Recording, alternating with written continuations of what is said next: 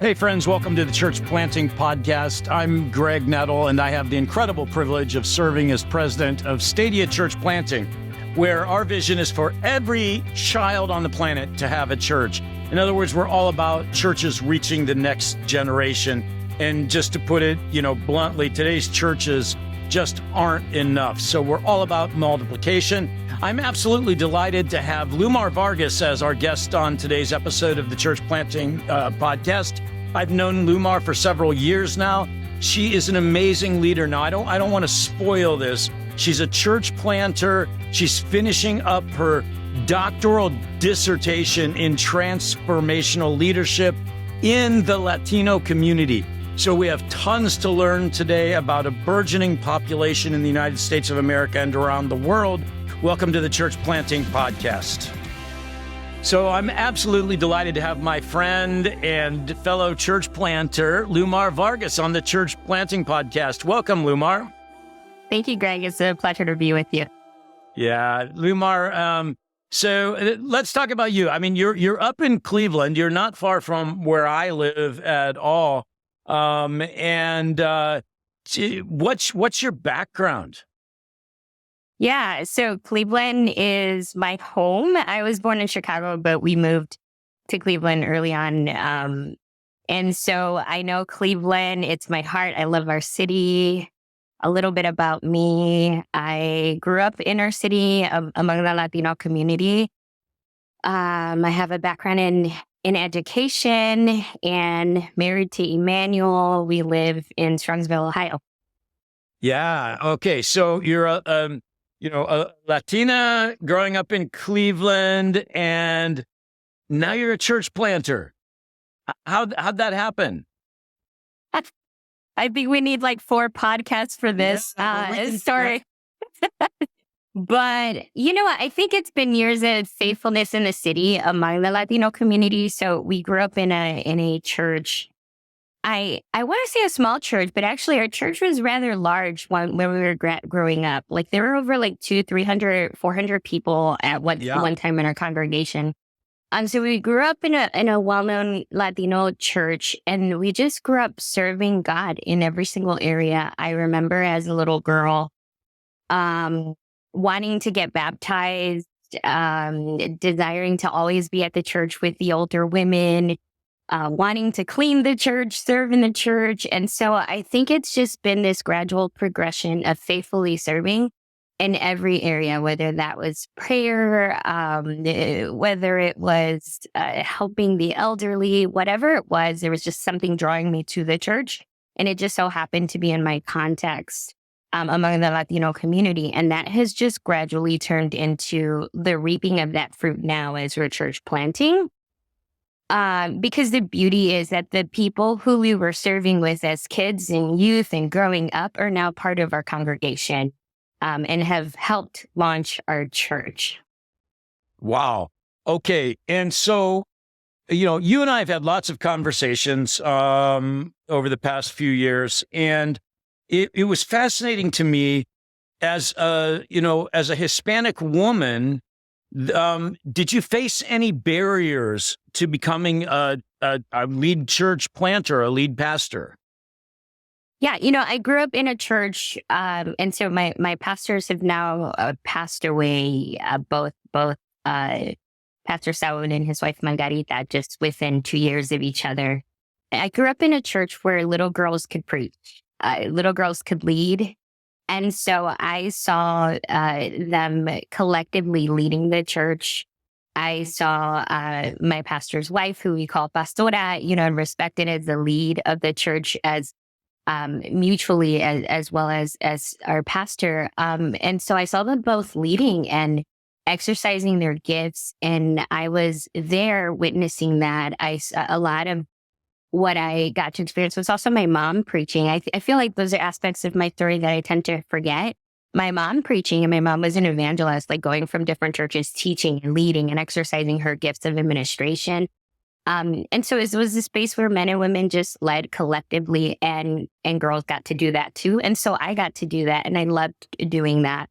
In my young adult years, after Emmanuel, well, later, and I got married, we did attend a predominantly white church, and I feel like that was where I had my first experience with the glass ceiling. That's where I realized, wait a minute, not in every context are women allowed to do what I got to do as a little girl. But had I not had that opportunity, Greg, as a girl to preach in my church when I was like 12, 14 years old, leader youth, leader younger adults, leader women, preside and preach over men and do so with mutual submission, I think I would have never been able to, lead a church in the space that I am now with experience.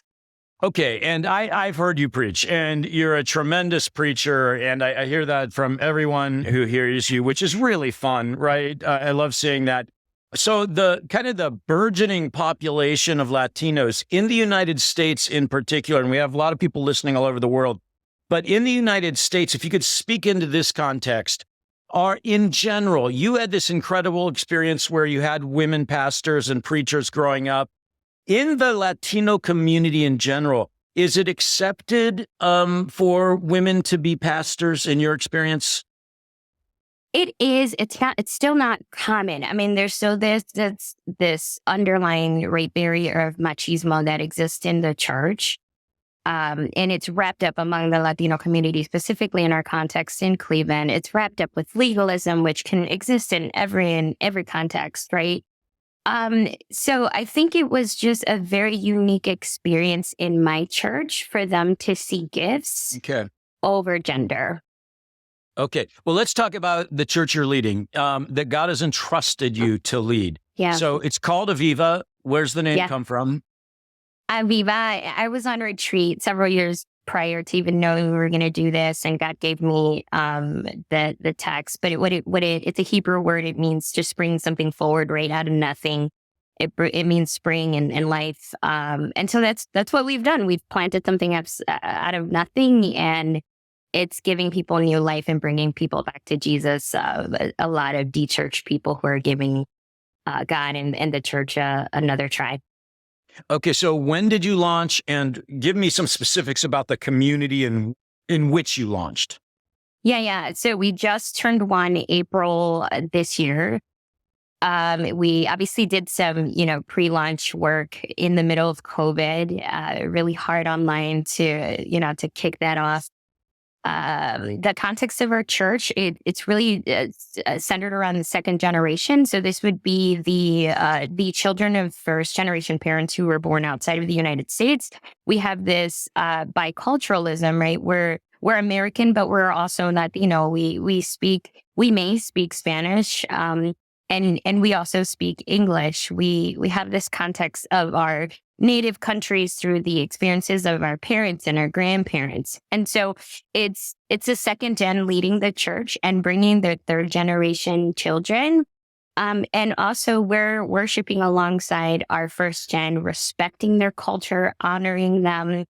And so it's first, second, third, all together in the space, different Latino countries. The majority are from Puerto Rico, Mexico, and the Dominican Republic, but we have over 7 different Latino countries represented. Okay, and so you're about 1 year into actually official launch, and I know you did a lot of pre-work because I was with you then. How many people would you say, ballpark, are involved in Aviva now? Yeah, it's summertime. Okay. So as we get in the fall. No, yeah, I would say on a normal basis, we have about 100, some 120, 150 people who you would say are part of Aviva Church, who are involved in some way, who are attending our church, and are part of our space in our community. Yeah, for what we would call an inner city church plant. It is incredibly, and I hate to use the word successful. It is incredibly impactful. Let's say that kingdom impact. Yeah. And but here's the real kicker that our listeners don't know about yet. You're bivocational. I am. Yeah, it's okay. Why talk about that? Fill us in. Yeah, as we were planting the church, everyone was telling me to quit my job and to work for the church, and it was an internal battle. And I remember working with my Stadia coach, who Emily, who really just coached me through every season, and just a breath of fresh air. Really grateful for Stadia, for that friendship that's evolved over time. And so I think it was analyzing who I am as a person, Greg, where I was in my career, and what God was calling me to do specifically. I have a job that allows me to be extremely flexible. So my context, my story is very unique to anyone else. And I've learned really to stop comparing my church with another, my leadership, my context, who I am, what God's calling me to do. Like, I am Lumar Vargas in my space, in my place.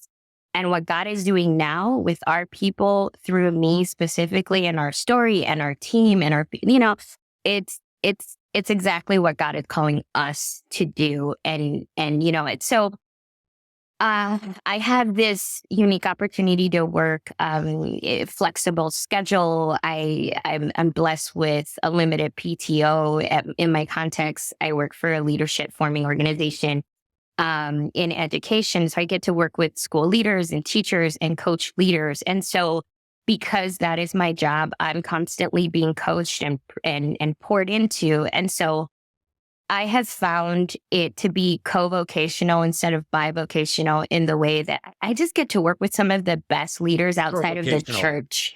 That's what I call it, right? Like, outside of the church context, outside of this church lingo, I get to step outside to a world that's so diverse and so unique and so different, and be coached by some of the best people I've ever met in my life, if I'm completely honest. And so it is refreshing for me, but this is my story. I don't know that it's for everybody, to be able to have the identities that I need to be who I am, And so I have found that has allowed me to build leaders around me, to even onboard and staff, people onto our team, like our worship leader who's working for the church part-time, as opposed to me. She's got the more flexibility. I'm 15 years into my career. I've invested so much time, education, and energy. And so what I'm doing, I'm getting fed in that leadership realm in my space, in my workplace, and I'm bringing that to the church. And so my church has been so good in understanding my boundaries. I think that's been so key. And so I get to be a pastor, but I also get to be a managing director of leaders, throughout the week. And so it's been a blessing to my soul to kind of do more than just pastor. I remember my coach saying, Lumar, if you quit your job, you're going to break your church. You're going to fix something that doesn't need breaking. But This is who I am, right? I need to exist in multiple spaces and places. Will that be my forever story? I don't know. I get to follow God's plan, right? Be in step with the Spirit. Okay, so I got to go back and unpack just one thing you said, because you said, I'm Lumar Vargas in my space and my place. And gosh, I wish, I would have thought about that way back when I was, very, very young, planting into the first church I planted. I'm Greg Nettle in my space and my place, rather than to try to do someone else's systems, and, Yep. And the big launch, you know what I'm talking about. And I think for all of our church planters, and really every leader listening, say their name. I'm so-and-so in my space and my place that God's called me to. So thank you for that wisdom, first of all. Now, I remember when you were, funding a church launch, gosh, is a big deal. And I remember being with you and kind of walking through that with you. And I was kind of astonished. I was like, wait a second, this can't be all the budget, because, the church plants usually have enormous budgets. And I mean, if I remember correctly, for 3 years, yours was like $300,000. And something like that. Yeah. Yeah. I mean, it was, and which is still a lot of money. And I get that. But it's not nearly 2 million or, different things. And I think it's much more scalable, if you will, in the United States. And boy, I'm just so excited, because we're seeing more and more church planters become bivocational or co-vocational. And what you're doing as you continue to fund Aviva in my understanding, you're bringing other part-time staff on? Yeah. And so I have, I want to say, like, if I had $1 million, Greg, we'd take over a city, like, and for Yes. Jesus, like, you know what I mean?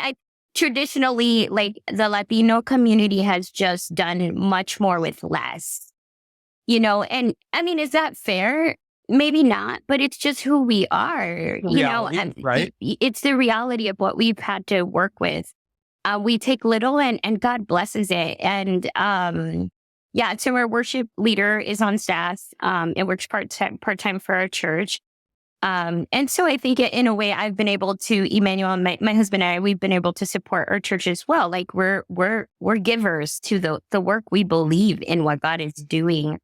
Um, yeah. So I'm getting lost in the question. Can you repeat it one more No, time? that's okay. You were going there, and so I mean, I love what you're doing. Julie and I are raving fans. We invest financially in Aviva, and I'm not saying that. I'm saying because we Yeah. believe it's a great kingdom investment. If people want to invest in Aviva and you taking over Cleveland for Jesus, how do they do that? What's your website where they can give? Yeah, it's avivacleveland.org. We have a desire to build a center. I mean, with our background and connections, we'd love to have a school geared towards, the Latino community. There's so much we can do, and we have the talent, Greg. That's the beautiful part. Like, our team is composed of younger, or maybe old, I don't know, middle-aged professionals. I can't say we're young anymore. Professionals with various backgrounds. Our executive pastor has a business background. Our youth leader is a social worker. And so what we're doing, we're just so committed to the Latino church context specifically that we are volunteering our time to make this to build up the next level, the next generation of church leaders, right? Okay, well, talk about your vision a little bit. You're a bivocational planter, 100+ people involved. You're 1 year in. Where do you hope to be? And I realize this is all God's journey, but let's just say 5 years from now. Yeah. So, Greg, I remember a conversation I was having with God. Like, he interrupts me in the middle of this program that I was in Yeah. to tell me, hey, I want you to kind of start this church. I'm like, absolutely not. I'm driving down Cleveland, and I'm sure I shared this story. And I heard God clearly tell me, Lumar, in the next 10 years, this generation of leaders who's leading the Latino church specifically, they're graduating to heaven. I'm taking them home. I forgot that word, but it was convincing enough for me to say yes. A year and a half in, it was like, wait a minute, I've attended so many funerals at this point.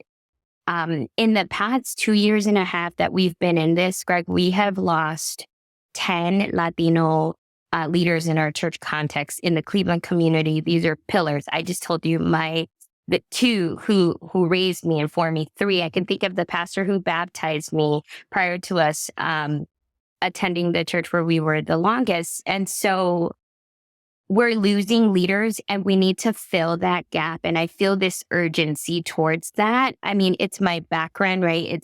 It's what I do for a living outside of the church. We build leaders, we form them, and I want to do that in the church context. In the next 5 years, I want to, and it's already happening. It's like this natural pool where talent is being brought to our church. And God is like, Lumar, I want you to be part of the formation, And we're seeing this even people from other churches. They're like, hey, can you mentor us in this area? Can you help us grow in this other area? And so I think, God, how can you continue to form me? How can you continue to form our leadership team so that we can form the future pastors in the Latino church context and start to form new churches as we see this huge gap happening in the next 10 years of ministry here in our city. Okay, so what is the Latino population in the city of Cleveland? Yeah, I can talk to our specific context. I mean, throughout the United States, right? We've heard these numbers, the elevation of over like 20%, like 1 in 4 kids are Hispanic, Latino.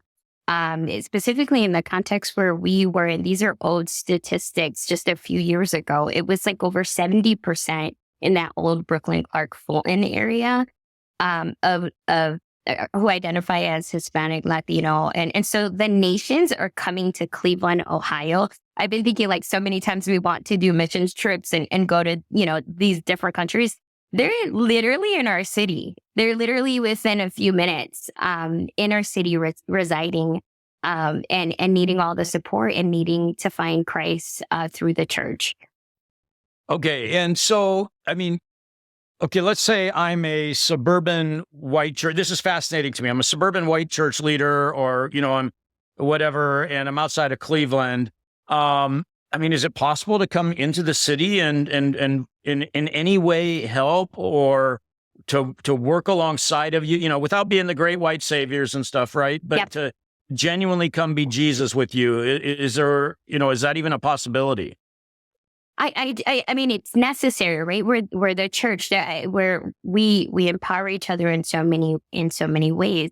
I think there's a difference between a Latino leader leading a Latino church, right? Just like a Black leader leading a church, reaching a Black population. There's just a context. There's an understanding. There's an automatic trust that comes because of the color of your skin. And it's beautiful. How do we capitalize on that, right? But then how do we have individuals, like the fact that I can call you Greg, the fact that I have individuals, like I'm thinking of Andy Sikora, right? Who are on my almost like personal board on life, who we can call and do life with and learn with and say, hey, who's this coach? Who's the next coach that I need in my life? Or what's the next opportunity that we need to, and so the resources, traditionally, the Latino community, the Black community, we are starved of resources. And resources are not just money. They are networks. That cultural gap that we have is the fact that we haven't stepped into rooms. So bring us into the rooms, connect us to the people we need to know in order so that we can advocate and feel this level of ownership, advocate for the people that God has called us to entrusted us to. Okay, Lumar, this has been an absolute joy talking with you. I'm so proud of you.